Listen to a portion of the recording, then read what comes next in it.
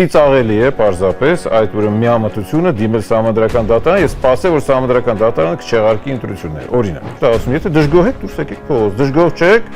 կամ չունեք ռեսուրս, բայց եթե ռեսուրս չունեիք, ուր եք մտնում, ասում եք մենք մեր ձևով կհաղթենք, մենք հեսա 3 օրից Նիկոլին հանելու ենք։ Հայաստանում սա է ընտրություն։ Ինչի Լևոն Տեր-Պետրոսյանի ժամանակ, հիշեք 95-96 թվականի ընտրությունները, ես դրանց մասնակից եմ եղել, շատ լավ հիշում եմ, ինչ էր կատարում փողոցում, ընդդիմադիրներին բռնում ծեծում էին։ Ավելի լինի մեր պոլիպեդը, քան թե ուրիշի, ուրեմն խելոք անձնավորություն։ Բարև ձեզ հարգելի ստատիտողներ, այսօր մեր տաղավարում զրուցել ենք ՍԻՄ կուսակցության առաջնորդ Հայկ Բաբուխանյանի հետ։ Շնորհակալ եմ հրավեր ընդունելու համար, պարոն Բաբուխանյան։ Բարև ձեզ, շնորհակալ եմ։ Պարոն Բաբուխանյան, արդեն վաղը Սահմանադրական դատարանը պետք է հրապարակի իր վերջնական որոշումը ընտրության արդյունքների վիճարկման վերաբերյալ։ Նախ այս մի քիչ հետ գնանք, արդյոք այս քայլը մի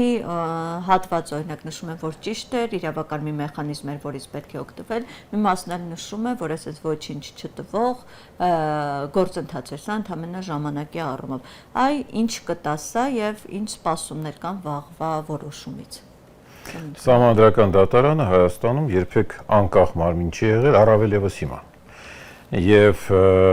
որոշ դատավորների արտահայտությունը, ինչպես օրինակ Սեդա Սաֆարյանի արտահայտությունները, դրա վկայությունն են, որ դա քաղաքականացված մարմին է, որը պարզապես օրինականացնելու է Նիկոլի հաղթանակը, ընդհանրապես ուրիշ ոչ մի բան չունի։ Իհարկե այդտեղ դիմելը նշանակում էր երկու տարբերակ կար՝ դիմել եւ փողոցային ճնշումով փորձել քաղաքական գործընթացներ տանել, այսինքն ժամանակ կար, որ այո, դիմում են տարբեր ուրեմն կուսակցություններ, քաղաքական ուժեր դիմում են Սահմանադրական դատարան, բայց օպերայից միջև ազգային ժողով պետք է փակ լիներ այդ փողոցը եւ ժողովրդի ուրեմն ճնշումը եւ ուրեմն քաղաքական process եւ փողոցային պայքար, դա հասկանալի քաղաքական ուրեմն գործիքներ են։ Բայց երբ որ պարզապես դիմում են Սահմանադրական դատարան եւ հանգիստ նստած սպասում են երբ հալնելու այդ Սահմանադրական դատարանի վճիռը, ըստ էության օրինականացնում են Նիկոլի որոշումը, Նիկոլի ընտրությունը, Նիկոլի ուրեմն հաղթանակը եւ լեգիտիմ էլ ավելի մեծ լեգիտիմություն են տալիս դրան։ Պարոն Բաբուխանյան, բայց իրենք էլ ասում են այլ տարբերակ չկար, Սահմանադրական դատարանը բարձրագույն այսպես դատականատյանն է ու այլ տարբերակ քան դիմելը, վիճարկելը չկար։ Դե չէ, վիճարկելու տարբերակը բոլոր ընտրություններից հետո, երբ որ ընդդիմությունը վիճարկում էր, նա իր կողմնակիցներին հանում էր փողոց։ Փողոց, ցույցեր, չգիտեմ, ես հիշում եմ օրինակ 96 թվականը Լևոն Տեր-Պետրոսյանը ըստ էության կեղծեց ընտրությունները եւ Վազգեն Մանուկյանը եւ այլ ընդդիմադիր առաջնորդներ հանեցին ժողովրդին փողոց, դուրս եկան ուրեմն պայքարի, եղան բախումներ, եղավ ուրեմն նույնիսկ եթե հիշում եք ազգային ժողովի գրավում, մի խոսքով որպես օրինակ եմ ասում։ Այսինքն պայքարը հետեւյալն է, եթե դու բողոքարկում ես ընտրությունների արդյունքները, ապացիծաղելի է պարզապես այդ ուրեմն միամտությունը դիմել Սահմանադրական դատարան եւ սպասել, որ Սահմանադրական դատարանը կչեղարկի ընտրությունները։ Օրինակ, այլ բան է, գուցե մի փոքր շտկումներ մտցվեն, բայց այդ մի փոքր շտկումները շատ վերաբերեն, ասենք ԲՀԿ-ի այդ այնտեղ 60 պակասոր ձայների կամ չպակասոր ձայների հարցին։ Մնացածը գլոբալ առումով իհարկե որևէ փոփոխություն սպասել Սահմանադրական դատարանից, որ նա կչեղարկի ընտրությունները եւ այլ չի լինի։ Մյուս կողմից Սահմանադրական դատարան են դիմել նաեւ այն ուժերը, ովքեր բողոքարկում են ընդդիմության գործունեությունը, հա, այսինքն որտեղ համարում են, որ Հանրապետության կուսակցությունը եւ Հանրապետական կուսակցությունը եւ ԴՕԿ կուսակցությունը մեղադրում է եւ իշխող կուսակցությանը խախտումների մեջ եւ ընդդիմությանը թույլ տված խախտումների մեջ։ Այսինքն այս իրավիճակում հասկանալի է, որ Սահմանադրական դատարանը չի փոխելու ամբողջությամբ ընտրությունների արդյունքները կամ չի չեղարկելու։ Պարզապես կլինի վավերացում Նիկոլի հաղթանակի, ինչին եւ գնացին ներկայիս ընդդիմադիրները։ Պարոն Բաբուխանյան, բայց ախր ասում են, որ այս պահին փողոցային պայքարի մարդկանց դուրս հանելու ռեսուրս չկա։ Նախորդ օրինակներից ելնելով ասում են մեկ անգամ եւս պետք է մարդկանց դուրս հանել, այսպես հիասթափեցնել, Դրա համար այսպես գնահատում ենք, ասում է իրավիճակը ու այս բանը տեսնում ենք, որ փողոցային պայքարի ռեսուրս չկա, անդիմադիրներն են ասում։ Անդիմադիրները իրենք հիասթափեցրին ժողովրդին, իրենց առնվազն անգրագետ։ Իսկական Նիկոլ Փաշինյանն է անդադ ասում, եթե դժգոհ եք, դուրս եկեք փողոց, դուրս եկեք փողոց։ Ճիշտ է ասում, եթե դժգոհ եք, դուրս եկեք փողոց, դժգոհ չեք, կամ չունեք ռեսուրս, բայց եթե ռեսուրս չունեիք, ուր եք մտնում, ասում եք մենք մեր ձևով կհաղթենք, մենք հեսա 3 օրից Նիկոլին հանելու ենք, էլ ուր եք մտնում, եթե դուք չգիտեիք, որ դուք ձևը, այդ ձեր ձևը ամենաանարդյունավետն է։ Ձեր ձևը ցույց տվեց, որ դուք 2 անգամ պակաս ձայն հավաքեցիք, քան Նիկոլը։ Հիմա այդ փնփնթոց բանը դուք ըստ էության ինքներդ ձեզ եք արդարացնում, ձեր անկարողությունը, ոչ պրոֆեսիոնալիզմը, իսկ գուցե շատ ավելի ուրեմն խորը գործընթացներ արդարացնում եք, որ իբր թե տեսեք, մենք մի հատ էլ դատարան դիմեցինք, իրականում էլի Նիկոլին, այսպես ասած, աջակցելու քայլ է սա։ Իսկ եթե դուք չգիտեիք ոնց անել, որ չհիասթափեցնել ժողովրդին, եթե դու չունեիք այդ ռեսուրսը, որը ձեր հետևից կգնա, ուրեմն հարցնեիք, մենք ձեզ կասենք, առանց հարցնելու էլ մենք ասել ենք հետևյալը։ Ես Փառք Աստծո ձայնագրությունները կա, ամեն ինչը կա, ապրիլի 17-ին ելույթ եմ ունեցել հրապարակային եւ ասել եմ, որ այս ձևով Նիկոլը հաղթելու է։ Եթե դուք ուզում եք, հարգելի ընդդիմադիրներ եւ առաջի հերթին պարոն Կարապետյան, եթե դուք ուզում եք, որպեսզի Նիկոլը չհաղթի, միավորեք այն բոլոր ուժերին, ովքեր գտնում են, որ Նիկոլի իշխանությունը Հայաստանի համար վնասակար է։ Մեկ սկզբունքով, մեկ լոզունգով, ոչ Նիկոլին, այո Հայաստանի Հանրապետության Սահմանադրությանը։ Առաջարկ հետեւյալն է, որ անկախ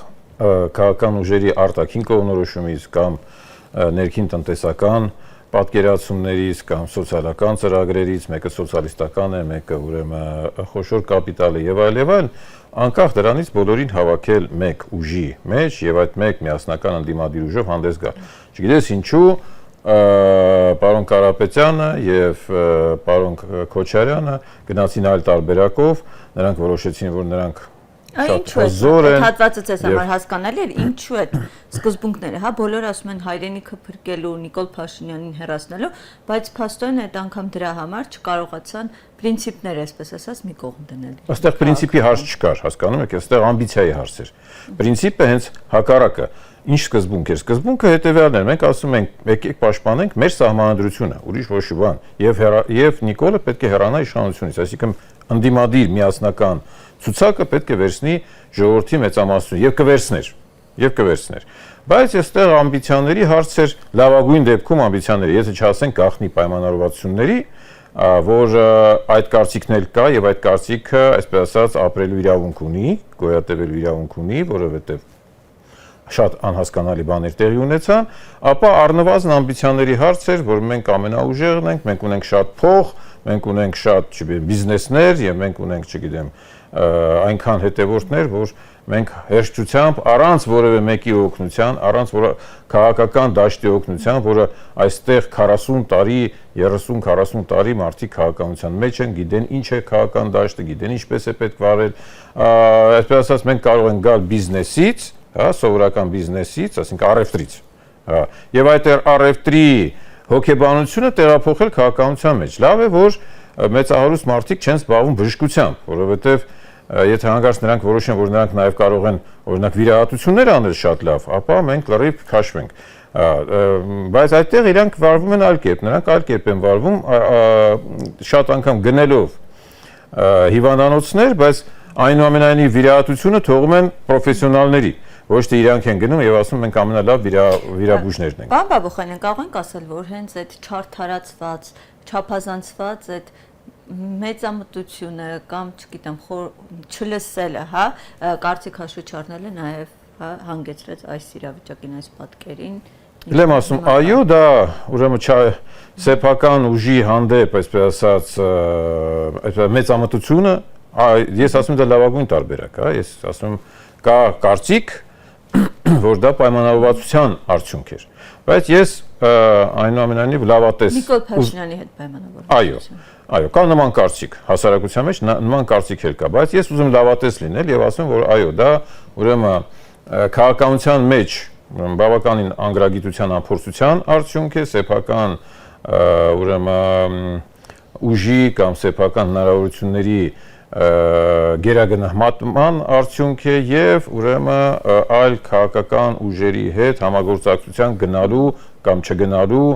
անկարողությունն է կամ գուցե մեծամտությունից եկող անկարողությունն է եւ այլն։ Այնուամենայնիվ եղավ ինչ եղավ եւ այսօր մենք տեսնում ենք, որ անդրադառնալով ձեր հարցին, որ անգամ 1000 հոգի մարդ չկա, որ գա պաշտպանի ընդդիմության, այսինքն այն ընդդիմության, որը որ ձախողվեց, այդ ընդդիմությանը պաշտպանի համանդրական դատարանի դռանը եւ արտահայտի իր քաղաքացիական դիրքորոշումը, որ մենք աջակցում ենք այս ձախողած ընդդիմությանը եւ գտնում ենք, որ նա իրականում ոչ թե ձախողվել է, այլ, չգիտեմ, նրան թույլ չեն տվել արդար ընտրություն անցկացնել։ Այստեղ մի հարց էլ կա, նայեք, ընդդիմությունը մի կողմից, իշխանությունն էլ իր հերթին է ասում է աննախադեպ, հա, ընտրակաշարք է բաժանվել, ասում են, եթե քաղաքացիներին ընդդիմադիրներ ուղղորդված, այսպես ընտրակաշարքով չբերեն, մենք 65% կավակենք։ Այսինքն իրենք էլ են, հա, իրենք էլ իրենց արգումենտներն են բերում, բայց երկու կողմեր, որպես այդպեսին կարծես հաշտ է, մի կողմը արդեն սկսել է պաշտոնների բաժանում անել իշխող ուժը, մյուս կողմն էլ քննարկում է մանդատ վերցնել, չվերցնելու հարցը։ Այսինքն երկուսն էլ պնդում են, որ դժգոհ են, բայց միևնույն ժամանակ արդյունքների հետ հաշտեն ու հետագան են։ Շատ ճիշտ եք, իրականում արդյունքները երկու կողմին էլ ոնց որ թե արդեն ձեռ են տվել, այսպես ասած, նրանք հաշտվել են, առնվազն հաշտվել են երկու կողմն էլ, որ սա է արդյունքը եւ նրանք էլ են պատկերացնում, որ հավանաբար այս եղած քաղաքական ուրեմն բաշխվածության մեջ, ինչ որ եղավ ընտրություններում, դա պլյուս մինուս, ել եմ ասում, եթե ԲՀԿ-ի հարցը միայն կարելի է այսպես ասած վիճարկել, բայց մնացածը պլյուս մինուս օրինաչափ արդյունք է նրա թե ինչ տեղի ունեցավ, հա։ Ել եմ ասում, կարող ենք ասել, եղել են խախտումներ, իհարկե եղել են։ Իհարկե, իսկ Հայաստանում առանց խախտումների որևէ ընտրություն եղել է, որևէ անգամ հիշում եք, եղել են շատ ավելի վատ խախտումներ, եղել են ավելի, չգիտեմ, քիչ խախտումներ, բայց իհարկե Նիկոլի կողմից այդ ռետորաբանությունը, այդ կոշտ ուրեմն ռետորաբանությունը ընդդիմադիր ընտրողների հանդեպ անգամ, ընդդիմադիր քաղաքական գործիչների հանդեպ, ի վերջո գործողությունները, բանտարկությունները, կալանավորումները եւ այլն, իհարկե դրանք ազդեցություն ունեցան, իհարկե։ Բայց մենք տեսել ենք նաև Ռոբերտ Քոչարյանի ժամանակ ընտրություններ, երբ որ ընդդիմադիր գործիչներին դանակահարում էին, ընդդիմադիր թերթերը փակում էին, ընդդիմադիր կուսակցությունները փակում էին։ Մենք այդ ամենը տեսել ենք, չէ՞, Ռոբերտ Քոչարյանի ժամանակ ինչ պակաս բռնություն կար ընտրությունների ժամանակ։ Չենք հիշում ինչի։ Լավ հիշում ենք, շատ լավ հիշում ենք։ Կարող եք բացել թերթերը եւ կարդալ ինչ էր կատարվում այն ժամանակ ընտրությունների ժամանակ։ Դրա համար հիմա երբ որ Հայաստանում սա է ընտրություն, ինչի Լևոն Տեր-Պետրոսյանի ժամանակ հիշեք 95-96 թվականի ընտրությունները, ես դրանց մասնակից եմ եղել, շատ լավ հիշում եմ ինչ էր կատարվում փողոցում, ընդդիմադիրներին բռնում ծեծում էին։ Գուցե դրա համար էր հանրությունը որպես այդպեսին չի դժգոհում, հա։ Դե հանրությունը այդ ընտրությունների ստեղծողն է, որովհետև հանրությունն է, հանրությունից է դուրս գալիս այդ մտածելակերպը, որ եթե սա, այսպես ասած, իմ եղբայրն է, ես պետք է փորձեմ կեղծել այդ եղբոր համար։ Մեր հանրությունը ցավոք սրտի մտածելակերպը այսպես է, ժամանակին այսպիսի մարդ կար, Արշակ Սադոյան, գործիչ կար այսպիսի, որը ասում էր, լավ է լինի մեր պոլիպեդը, քան թե ուրիշի ուրեմն խելոք անձնավորությունը, հա։ Երբ որ ինքը հրաշական էր, նա այդպիսի մի բան էր ասել, եւ այդ մտածելակերպը, այսինքն իմ պոլիպեդը ավելի լավ է, քան թե ոչ իմ, բայց խելոք մի մարդ, այդ մտածելակերպը մեր հանրության մեջ ցավոք սրտի արմատավորվել է եւ պետք է արմատախիլ արվի եւ շատ անգամ տեղերում լինում են ուրեմն ակտիվիստներ, որոնք ավելի Հռոմի պապից ավելի կաթոլիկ են, որ պաշտպանում են իրենց, այսպես ասած, կողմնակցին, դա կլինի ընդդիմադիր, թե դա կլինի իշխանավոր,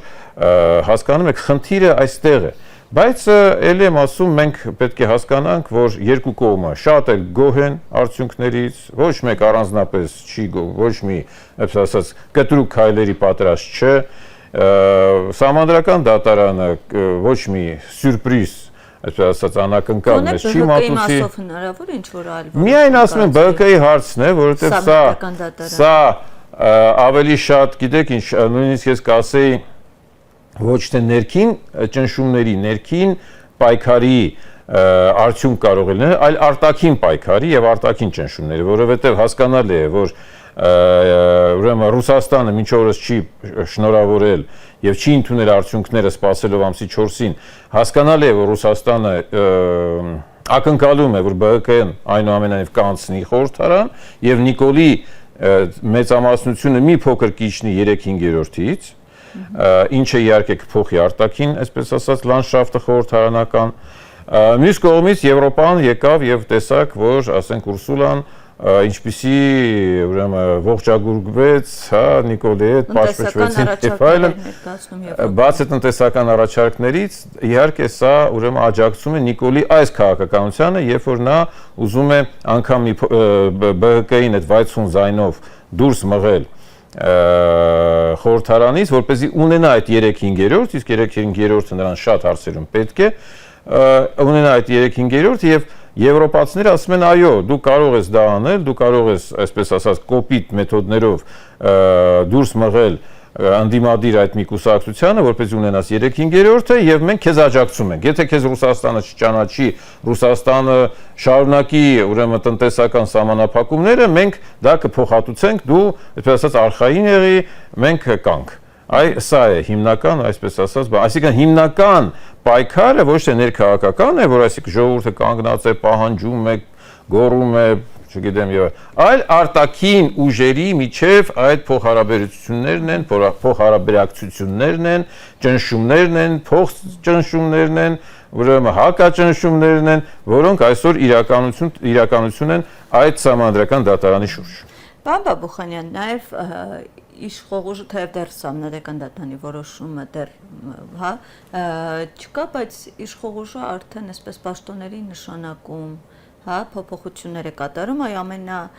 անսպասելին կամ գուցեև սպասելին, չգիտեմ, ազգային ժողովի նախագահի փոփոխություններ, ով Ալեն Սիմոնյանը հիմնական դեմքերից է համարվում ամեն 4 շրջանի ընթացքում Նիկոլ Փաշինյանի այսպես ուղեկցում էր, ամենասուր հայտարարությունները ֆրակցիայի կողմից ինքն է արել, այսպես ասած, ինչու նման ձև վարվեցին նրա հետ կարելի ասել, կարծես մանդատը չի վերցնում, ազգային ժողով չի գնալու։ Դու երևի թե դա պետք է իրենցից հարցնել, որովհետև դա իրենց խոհանոցն է, բայց բոլոր դեպքերում փաստ մնում է փաստ, որ Ալեն Սիմոնյանը ավելի շատ գլոբալիստական ուժերի դրածոն էր, այսպես ասենք, իսկ այս Ռուբեն Ռուբենյանը թուրքական ուժերի դրածոն է, հա, ավելի շատ այսպես ընկալում կա եւ հավանաբար ինչ որ շեշտադրումներ կան, հավանաբար ինչ որ փոխադարձ ուրեմն պայմանավորվածություններ կան, խնդրանքներ կան, որոնք Նիկոլը իրականացնում է, մյուս կողմից Ալեն Սիմոնյանը բավական սկանդալային գործիչ էր, մենք հիշում ենք բազմաթիվ սկանդալներ իր մասնակցությամբ կամ իր մոտիկների մասնակցությամբ, սկսած ուրեմն հայհոյանքներից վերջացրած կոռուպցիոն սկանդալներ, հա։ Ռուբենյանը թեև այդպիսի սկանդալների մեջ շատ չի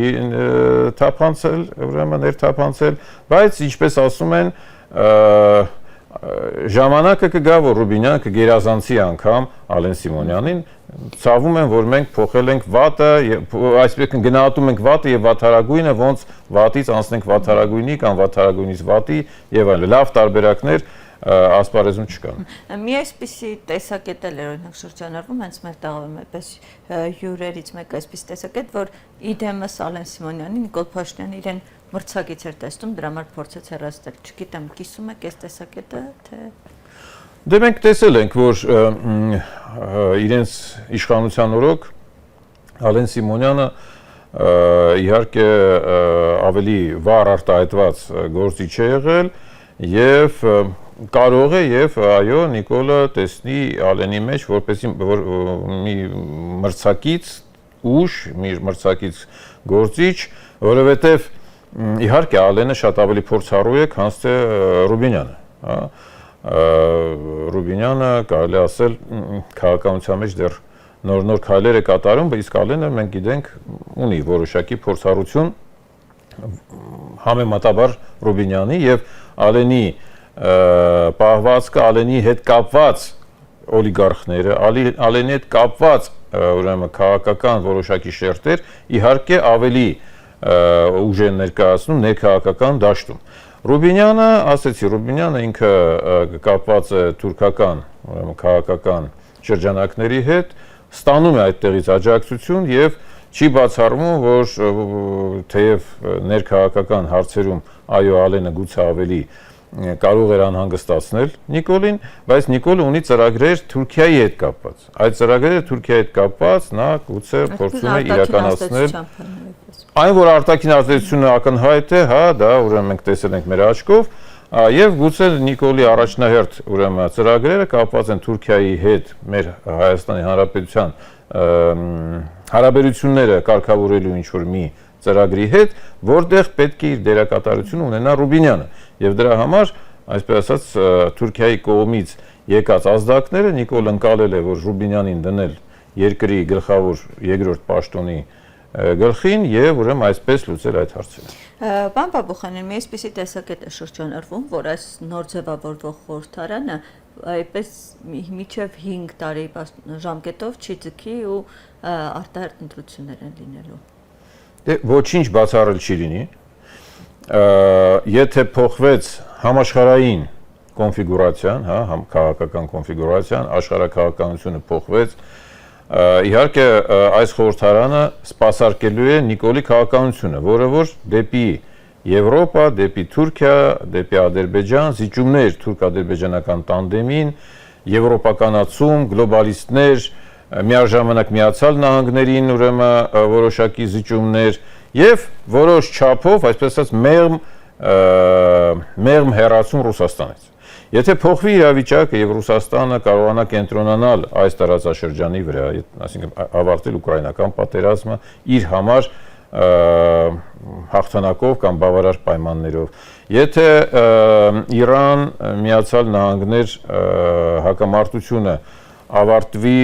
ուրեմն Իրանի ուժեղացմամբ տարածաշրջանում, բնականաբար նաև այս խորհրդարանը, որը սպասարկում է, ասեցի, ինչպիսի քաղաքականություն, այլևս չի կարողանալու Հայաստանը կառավարել եւ այս նոր կոնֆիգուրացիայի մեջ տեղավորեցնել։ Եթե ասենք ուժեղանալու են Միացյալ Նահանգները տարածաշրջանում, Եվրոպան, գլոբալիստները, թուրքերը, ադրբեջանցիները, ապա այս խորհրդարանը, որը որ սպասարկում է այդ ուղղությունը, իհարկե առիթ չունենա լուսավորելու։ Շնորհակալ եմ ձեզ զրույցի համար, պարոն Ես եմ շնորհակալ։ Հարգելի ստատիտողներ, հիշեցնեմ այսօր մեր տաղավարում զրուցում ենք ՍԻՄ կուսակցության առաջնորդ Հայկ Բաբուխանյանի հետ։ Շնորհակալ եմ հետևելու համար, կհանդիպենք։